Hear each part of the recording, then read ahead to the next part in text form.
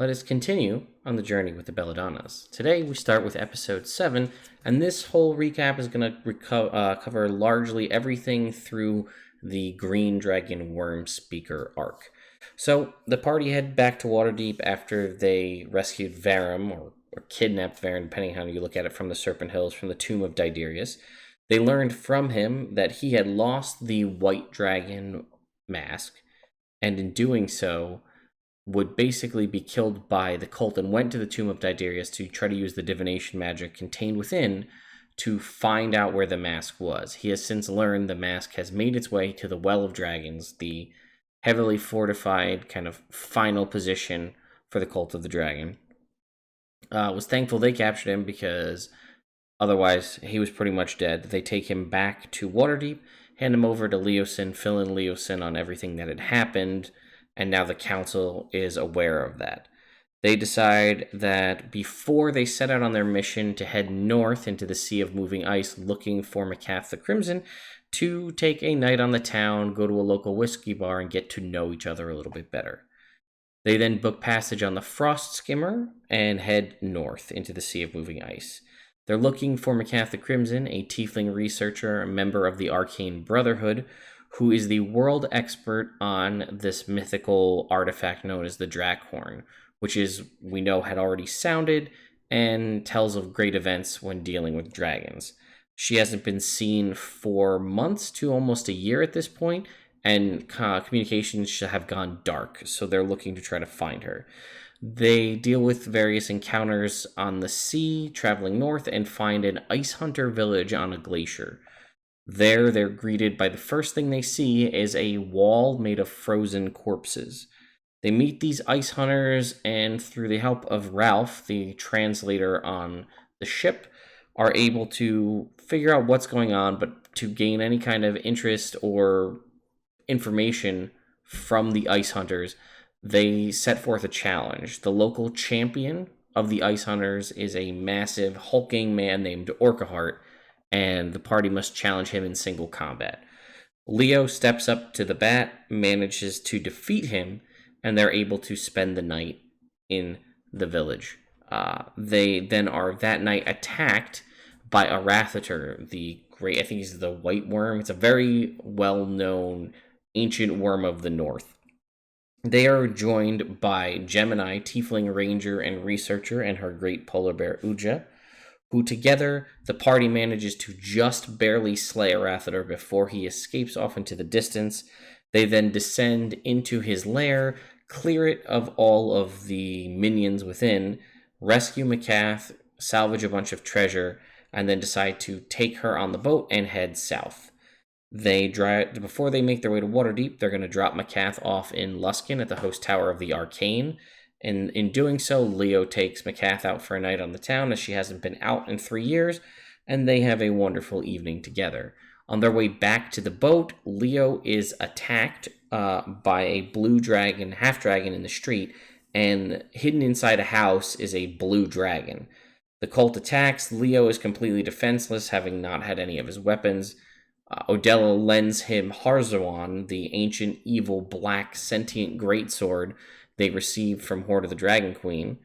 Leo uses that to help dispatch the enemies there, and they manage to head out to go to Waterdeep.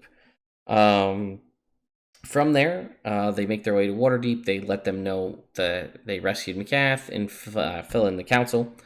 Then they decide they're going to head back to Scornabel, to the Primp and Pie, their pie business that they own, as they receive word from one of the workers that a mysterious figure keeps inquiring about Adela.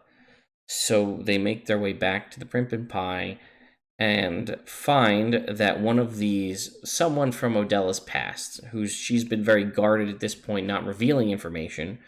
And basically what starts as one morning when Roswin descends the stairs to go get quiche for everyone, she is assaulted by this individual, who turns out to, as far as Adela has known, be a cleric or a monk of Ilmater, god of suffering, and basically almost kills Roswin with a basically 5-finger death punch to the chest and almost knocks her out.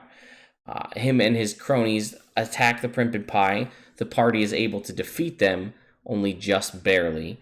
And then they start to dive more into the history of Adela and the kind of tortures that had been beset to her in her youth, them trying to torture and use the Aasimar heritage that she has. Leo fills them in that Ilmater priests are normally not anything like this, and the party decides, let's hit them where it hurts. Let's go to their temple and find this out. They dive in, they clear out everyone, they rescue a bunch of kidnapped children from there, and learn that these are not Ilmater priests.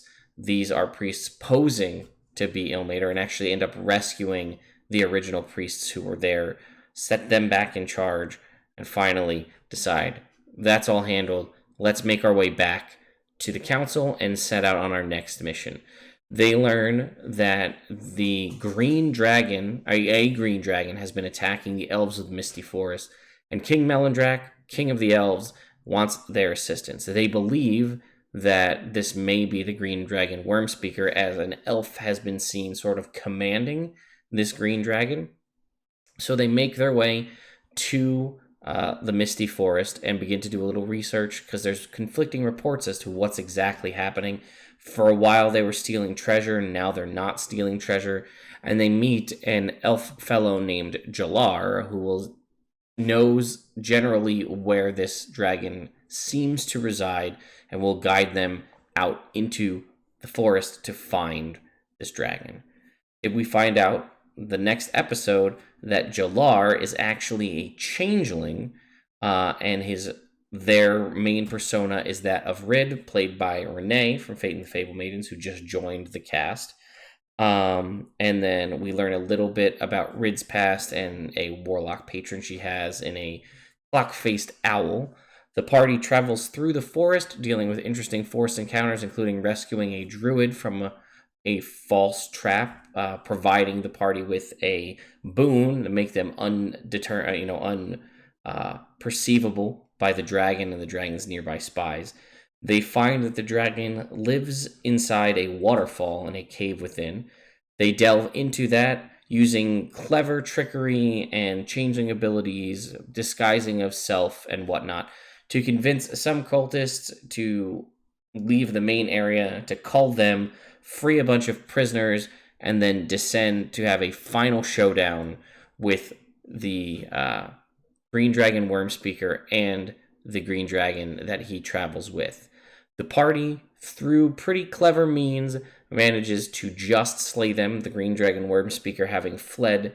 They fell both, realize the green dragon mask is not where it was supposed to be there with them, and then decide to head back to Waterdeep to fill King Melindrak in on what's happening, and find out that indeed King Melindrak's son is the one involved and is the green dragon Wyrmspeaker.